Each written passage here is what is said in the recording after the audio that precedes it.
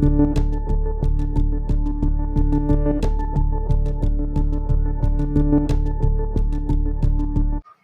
আমি 2022 পৰা এখন উঠি আছে কথাবিলাক যে অনলাইন স্পৰিয়াছ ড্ৰাগ ছাপ্লাই হৈ আছে, একো ৰুল ৰেগুলেশ্যন তেখেতলোকে মানা নাই।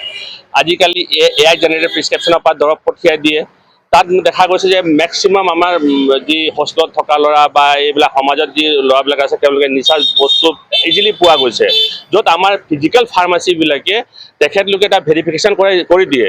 কিন্তু এইবিলাক অনলাইনত যে আমাৰ সমাজখন লাহে লাহে নিচা মানে গৈ আছে ভিতৰলৈ, আৰু বস্তুবিলাক ৰেগুলেটৰী নাই হোৱা। তাৰ কাৰণে এইটো বন্ধ আছিলে যে আমি চৰকাৰৰ পৰা এইটো আহ্বান দিছিলোঁ যে আপোনালোকে এইটো আমাক যেনেকুৱা হওক আপোনাৰ ছাপোৰ্ট কৰক, আৰু যদিও ই ফাৰ্মাচী আহে তেওঁলোকৰ পৰা এটা আইনবদ্ধ তৰিকাত আহক।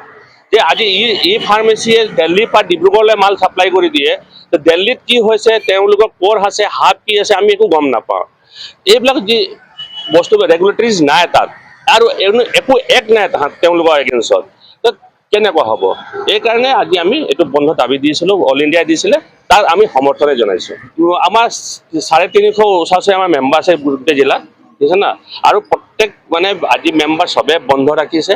কিছুমান আমি জেগাই জেগাই এটা দুটা দোকান চবতে খুলি দিছোঁ যে আমাৰ জনসাধাৰণৰ একো কষ্ট হ'ব নালাগে।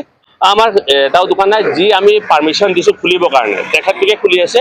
আৰু যিজন এনে জোৰ জবৰদস্তি খুলিছে, আমি চৰকাৰৰ পৰা ক'ম যে তেখেতলোকৰ এই মানুহবিলাকৰ ওচৰত বিল চেক কৰিব লাগে, বেচ নাম্বাৰ চেক কৰিব, তেখেতলোকৰ ফাৰ্মাচী আছে নে নাই সেইটো চেক কৰিব লাগে। কেলৈ দেখা গৈছে এওঁলোকে বেছি ডিছকাউণ্ট দি আছে। যেতিয়া আমি শুনি পাওঁ এই দোকানকেইটাই 20%, 18%, 25%ও ডিছকাউণ্ট দি দিয়ে, আৰু এই ডিছকাউণ্ট ক'ৰ পৰা পায় তেখেতলোকে? এটা হ'লচেলাৰে এটা ৰিটেইলক 20% ওপৰত দিবই নোৱাৰে, কোম্পানীয়ে 10% হ'লচেলাৰক দিয়ে। তো ইমান এক্সেছ ডিছকাউণ্ট ক'ৰ পৰা দিছে তেওঁলোকে? তো এটা অলপ তাতে মানে কুৱেশ্যন মাৰ্ক থাকে। তো চৰকাৰে এই বস্তু চাব লাগে আমাক। আমি ডিপাৰ্টমেণ্টৰ পৰা ক'ম যে ইনস্পেক্টৰ ছাৰক বা আমাৰ DC ছাৰক ক'ম যে এই দোকানৰ এগেইনষ্টত এবাৰ চাব লাগে। তেখেতলোকৰ দোকানৰ ভিতৰত CCTV কেমেৰা আছে, সেই CCTV কেমেৰা চাব লাগে যে তেওঁলোকে ফাৰ্মাচীত আছে নে নাই।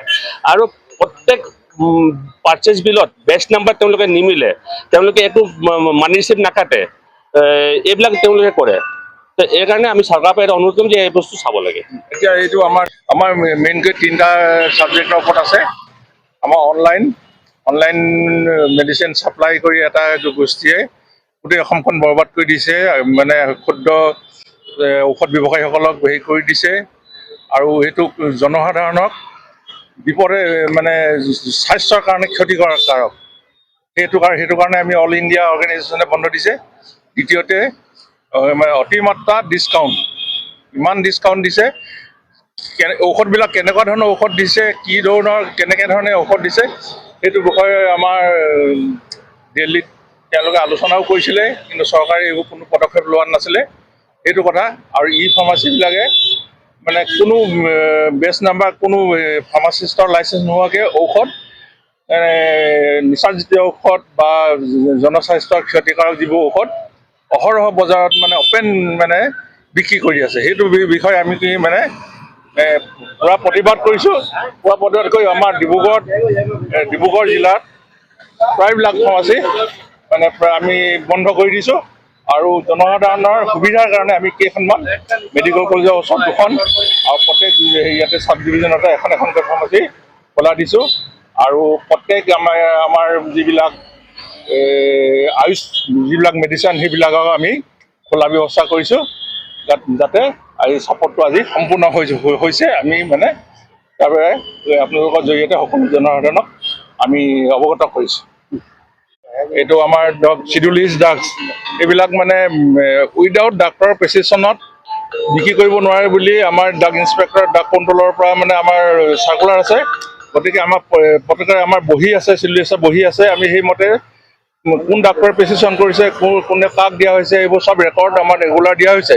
কিন্তু অনলাইন পদ্ধতিত যেতিয়া দিয়া হয় তেওঁলোকৰ কোনো ৰেকৰ্ড নাই, ইজিলি পাই আছে। এতিয়া আমাৰ যিটো ইনচুলিন চিৰিঞ্জ, সেইবিলাক আমাক ফাৰ্মাচীবিলাকত বন্ধ কৰি দিছে, কাৰণ সেইটো ইনচুলিন চিৰিঞ্জে ল'ৰাবিলাকে নি ড্ৰাগছৰ কাৰণে কৰে। এইটো আমি প্ৰতিটো ইনচুলিন চিৰিঞ্জ বিক্ৰী কৰাৰ লগে লগে এইটো ইনস্পেক্টৰক জনাব লাগে যে ৰেকৰ্ড আছে, বহি আছে, প্ৰত্যেক ফাৰ্মাচীতে আছে। কিন্তু কিছুমানত মানে অনলাইনত সেইবিলাক নাই, সেইকাৰণে মানে ইজিলি মানে যুৱসকলৰ মাজত মানে এইটো ড্ৰাগছৰ বা এনেকুৱা নিচাযুক্ত ঔষধবিলাকৰ প্ৰচলন হৈছে। আৰু এইখিনি বিসম্বাদী প্ৰত্যেক সংগঠনৰে বিসম্বাদ থাকে। আমাৰো কিছুমান আমাৰ সংগঠনৰ কিছুমান মানে কাৰ্যৰ কাৰণে আমি কিছুমান মানুহক আমাৰ সংগঠনৰ পৰা মানে উলিয়াই দিছোঁ। তেওঁলোকে এটা বেলেগ সংগঠন খুলি বিসম্বাদ কৰি মানে এইবিলাকত অপ'জ কৰিছে, কিন্তু দাবীটো একেই।